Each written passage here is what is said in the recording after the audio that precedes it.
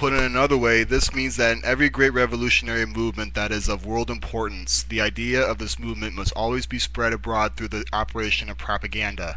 The propagandist must never tire in his efforts to make the new ideas clearly understood, inculcating them among others, or at least he must place himself in the position of those others and endeavor to upset their confidence in the convictions that they have hitherto held.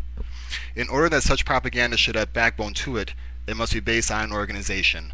The organization chooses its members from among those followers whom the propaganda has won. That organization will become all the more vigorous if the work of propaganda be pushed forward intensively. And the propaganda will work all the better when the organization back of it is vigorous and strong in itself. Hence, the supreme task of the organizer is to see to it that any discord or differences which may arise among the members of the movement will not lead to a split, and thereby cramp the work within the movement. Moreover, it is the duty of the organization to see that the fighting spirit of the movement does not flag or die out, but that it is constantly reinvigorated and re-strengthened. It is not necessary that the number of members should increase indefinitely.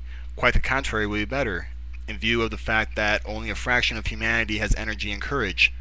A movement that increases its own organization indefinitely must be, of necessity, one day become plethoric and inactive. Organizations, that is to say groups of members, which increase their size beyond certain dimensions, gradually lose their fighting force and are no longer informed to back up the propagation of a doctrine with aggressive elan and determination. Now, the greater and more revolutionary a doctrine is, so much the more active will be the spirit inspiring its body of members, because the subversive energy of such a doctrine will frighten away the chicken-hearted and small-minded bourgeoisie. In their hearts they may believe in the doctrine, but they are afraid to acknowledge their belief openly. By reason of this fact, however, an organization inspired by a veritable revolutionary idea will attract into the body of its membership only the most active of those believers who have been won for it by its propaganda. It is in this activity on the part of the membership body, guaranteed by the process of natural selection, that we are to seek the prerequisite conditions for the continuation of an active and spirited propaganda, and also the victorious struggle for the success of the idea on which the movement is based. The greatest danger that can threaten a movement in its abnormal increase is in the number of its members, owing to its too rapid success. So long as a movement has to carry on a hard and bitter fight, people of weak and fundamentally egotistic temperament will steer very clear of it. But these will try to be accepted as members the moment the party achieves a manifest success in the course of its development.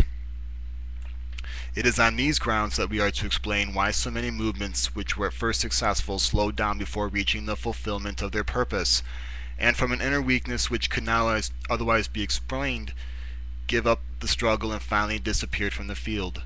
As a result of the early success achieved, so many undesirable, unworthy, and especially timid individuals became members of the movement that finally secured the majority and stifled the fighting spirits of the others. These inferior elements then turned the movement to the surface of their personal interests, and debasing it to the level of their own miserable heroism, no longer struggled for the triumph of the original idea. The fire of the first fervor died out. The fighting spirit flagged, and as the bourgeois world is accustomed to say very justly in such cases, the party mixed water with its wine. For this reason it is necessary that a movement should, from the sheer instinct of self-preservation, close its lists to new membership the moment it becomes successful, and any further increase in its organization should be allowed to take place only with the most careful foresight and after a painstaking sifting of those who apply for membership. Only thus it will be possible to keep the kernel of the movement intact and fresh and sound. Care must be taken to the conduct of the movement as maintained exclusively in the hands of the original nucleus. This means that the nucleus must direct the propaganda which aims at securing general recognition for the movement, and the movement itself, which it has secured power in its hands, must carry out all those acts and measures which are necessary in order that its ideas should be finally established into practice. With those elements that originally made the movement, the organization should occupy all the important positions that have been conquered, and from those elements the whole directorate should be formed. This should continue until the maxims and doctrines of the party have become the foundation and policy of the new state. Only then will it be permissible gradually to give the reins into the hands of the constitution of that state which the spirit of the movement has created. But this usually happens through a process of mutual rivalry, for here it is less a question of human intelligence than of the play and effect of the forces whose development may indeed be foreseen from the start, but not perpetually controlled. All great movements, whether of a political or religious nature, owe their imposing success to the recognition and adoption of those principles, and no durable success is conceivable if these laws are not observed. As director of propaganda for the party, I took care not merely to prepare the ground for the greatness of the movement in its subsequent stages, but I also adopted the more radical measures against allowing into the organization any other than the best material. For the most radical and exciting my propaganda was, the more did it frighten weak and wavering characters away, thus preventing them from entering the first nucleus of our organization. Perhaps they remained followers, but they did not raise their voices. On the contrary, they maintained a discreet silence on the fact. Many thousands of persons then assured me that they were in full agreement with us, but they could not on any account become members of our party.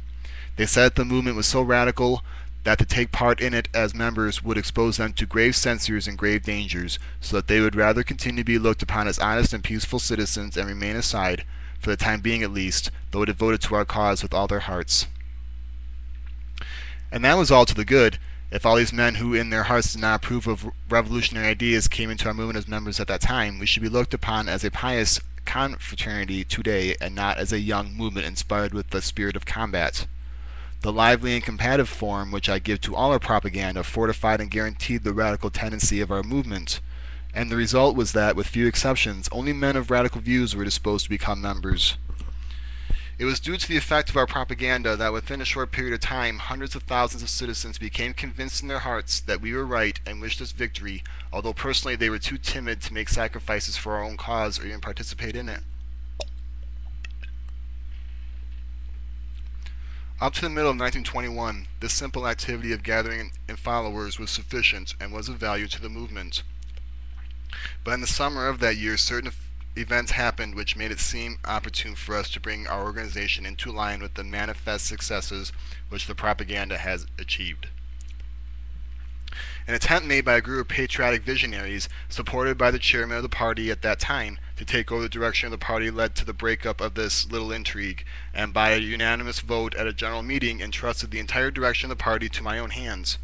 At the same time, a new statute was passed which invested sole responsibility in the chairman of the movement, abolished the system of resolutions in committee, and instead introduced the principle of division of labor, which since that time had worked excellently. From August 1st, 1921 onwards, I undertook this internal reorganization of the party and was supported by a number of excellent men. I shall mention them and their work individually later on. In my endeavor to turn the results gained by the propaganda to the advantage of the organization and thus stabilize them, I had to abolish completely a number of old customs and introduce regulations which none of the other parties possessed or had adopted. In the years 1920 and 21, the movement was controlled by a committee elected by the members at a general meeting.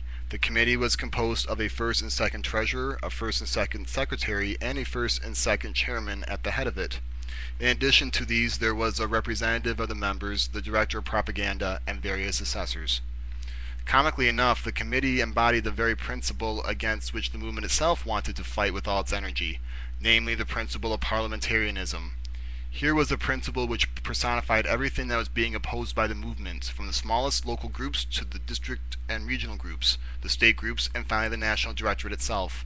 It was a system under which we all suffered, and are still suffering.